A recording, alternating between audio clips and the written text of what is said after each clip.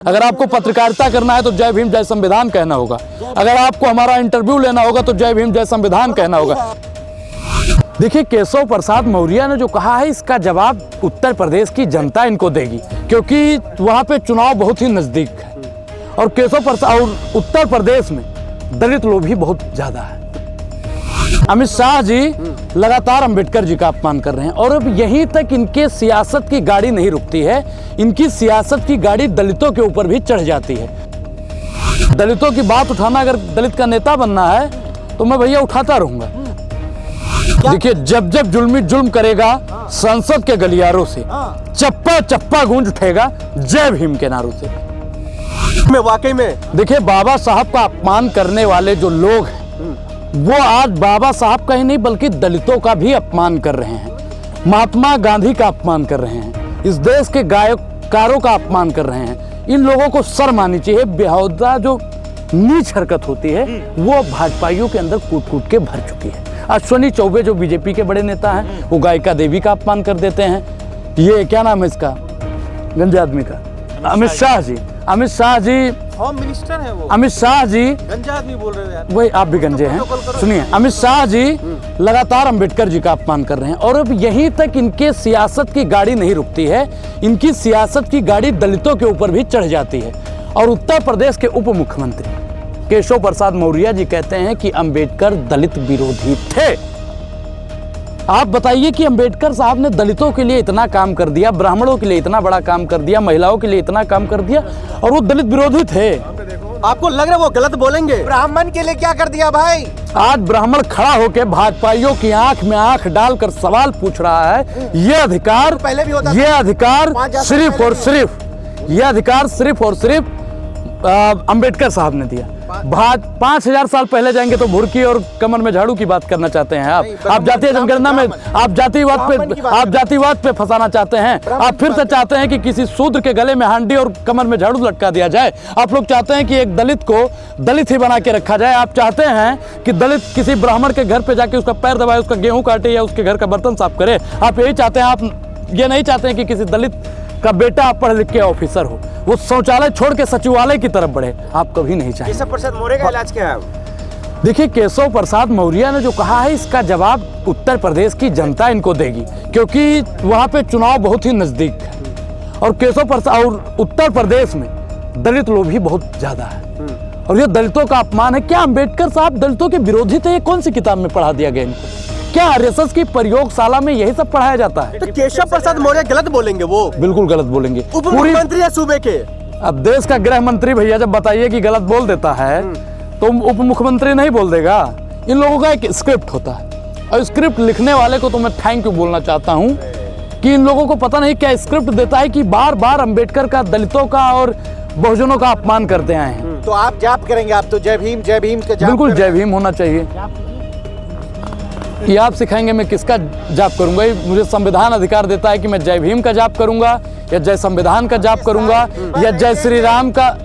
देखिए, मैं आपको बता दूं, अमित शाह इस्तीफा देंगे कि नहीं देंगे, लेकिन एक चीज बता दूं कि जिस संविधान की बदौलत आप पत्रकार बने हैं उसी संविधान की बदौलत आपका लाइसेंस रद्द करवा देने का काम अगर कोई करेगा तो अनुराग ओझा करेगा। सबसे बड़ा सवाल ये है कि अमित शाह के बयान के बाद एनडीए में घमासान मच गया, सरकार गिरने की बात हो रही है। आप कैसे देख रहे हैं? देखिए, सरकार गिरना तो तय है, क्योंकि नीतीश चाचा तो कहेंगे कि हम तो जानते ही रहे कि खेला होगा। और उन्होंने ट्वीट करके एक जो ट्वीट किया अंबेडकर साहब के, उससे स्पष्ट होता है ब्राह्मणवाद का खाल और कर दलितों का शोषण कर रहे नेता बनना चाह रहे हैं। देखिए, दलितों का अपमान कौन कर रहा है, दलितों का शोषण कौन कर रहा है, यह आपको मालूम होना चाहिए। आप क्यों बनना चाहते हैं दलितों का? नहीं, देखिए, दलित का नेता बहुत है। अनुराग ओझा दलित का नेता नहीं बन रहा है।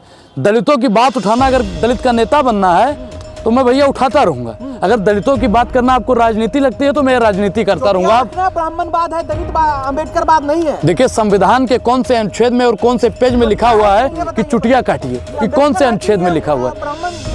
देखिए, ब्राह्मणवाद का हम लोग समर्थन नहीं करते हैं। बाबा साहब स्वयं ब्राह्मणों के हितैषी थे। ब्राह्मणों के हितैषी थे बाबा साहब। ब्राह्मण के हितैषी थे महात्मा गांधी। ब्राह्मण के हितैषी थे फूले, पेरियार, सब लोग। दलितों का कौन होगा भाई? अमित शाह भी तो ब्राह्मणों के हितैषी हैं। अब दलितों का कौन साथ देगा? देखिए, दलितों के साथ में हम लोग खड़े हैं, दलितों के साथ में हम लोग खड़े हैं, लेकिन दलितों को जो अपमान आए दिन एक जहर होता है, स्लो पॉइजन जिसे कहा जाता है, बयानबाजी के जरिए दलितों को दिया जा रहा है और दलित समझ नहीं रहा आपका है। अगला कदम क्या होगा? सब लोग संविधान के खिलाफ बोल रहे हैं, अंबेडकर के खिलाफ बोल रहे हैं, केशव प्रसाद मौर्य, अमित शाह, सब लोग क्या? देखिए, जब जब जुल्मी जुल्म करेगा संसद के गलियारों से हाँ। चप्पा चप्पा गूंज उठेगा जय भीम के नारों से। तो ये अब देश पूरा पार्लियामेंट में जय भीम जय भीम जय भीम जय भीम जय भीम जय भीम जय भीम जय भीम हो रहा है। और आप कह रहे हैं कि कहाँ गूंज रहा है? आपने देखा होगा जिस लड़के को स्कूल में नहीं घुसने दिया, आज उसी लड़के की फोटो 543 सांसदों के बेंच पर लगी हुई है। आप बताइए कि दलित कहाँ से कहाँ पहुंच गया है। तो मौर्य दुश्मन थे अम्बेडकर जी, अम्बेडकर जी दुश्मन थे दलितों के। आप बताइए, उसका फैक्ट लाइए दीजिए।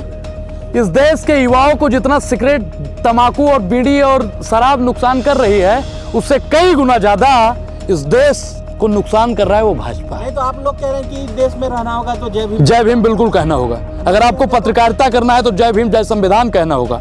अगर आपको हमारा इंटरव्यू लेना होगा तो जय भीम जय संविधान कहना होगा। अगर आपको हमारा इंटरव्यू करना है, आपको हमारा वीडियो करना है तो जय भीम कहना पड़ेगा। देखिए, लाला का दुकानी, बनिया का दुकानी हम नहीं जानते हैं। मैं आपको बता दूं कि इस देश में रहना है तो जय भीम कहना है, और नहीं तो महाराज समझे तो समझाए दे और बताए दे, ठोर ना समझे तो ठीक है 2 धक्का दे दे। धमका रहे आप। नहीं, मैं डरा और धमका नहीं रहा हूं, मैं डरा और धमका नहीं रहा हूं। जैसे लाठी गिरा उसी तरह गिर जाओगे। देखो, देखिए, सरकार किसी की गिर रही है इसी लाठी की तरह। जो बिहार की सरकार है उसी लाठी की तरह ही गिरेगी, क्योंकि जो बिहार में खेला चल रहा है, शांत रहिए मैडम, जो बिहार में खेला चल रहा है वो जनता समझ चुकी है, और नीतीश चाचा खासकर समझ चुके हैं। क्योंकि आप बताइए, एक पिछड़ा जात का अपमान होता है, नीतीश जी को उस सभा में नहीं बुलाया जाता है जहां अटल जी का वो होता है, और वहां से नारा क्या लगता है, वहां पे क्या लगता है, जय श्री राम का नारा लगता है, और वहां पे कहा जाता है कि अटल बिहारी वाजपेयी जी का सपना था कि पूरे बिहार में पूर्ण बहुमत की सरकार बने। आप बिहार की भाजपा, देश की भाजपा नहीं चाहती है कि बिहार में कोई पिछड़ा दलित आदिवासी। तो क्या यही वजह जो बिहार में सरकार डगमगाई हुई है? बिहार में सरकार गिरने की सबसे बड़ी वजह अगर कोई है तो अम्बेडकर जी का अपमान है। अगर अमित शाह माफी नहीं मांगेंगे, अगर उसका क्या नाम है उप मुख्यमंत्री का, केशव प्रसाद मौर्य, अगर वो माफी नहीं मांगेंगे तो उत्तर प्रदेश से भी इनका सुपड़ा साफ होगा और बिहार से तो इनका सुपड़ा साफ होगा। एमएलए को देखिए, एक लोग इस सवाल पूछे, कहा जा रहा है एमएलए को उनका भी सुनिए। देखिए, एक एक करके भाई। मेंबर ऑफ पार्लियामेंट संसद में है जी। 131 दलित एमपी है संसद में, कुछ नहीं बोल रहे, खामोश हैं। देखिए, बोलता वो है जिनमें जान होती है, अकड़ तो मुर्दों की पहचान। संसद में मरे हुए हैं 131। मैंने ये नहीं बोला है। जो बोल नहीं रहा है अपने समाज के लिए, वो लोग जीवित नहीं। बाबा साहब डॉक्टर भीमराव अंबेडकर रात रात जागा करते थे। उनके पीए ने उनसे पूछा, आप रात भर जागते क्यों? तो उन्होंने एक बहुत ही शानदार जवाब दिया कि मेरा समाज सोया हुआ है। और 131 जो पार्लियामेंट में बैठे हुए सांसद हैं, वो घोड़ा बेचकर एसी में रजाई ओढ़कर सोए हुए हैं।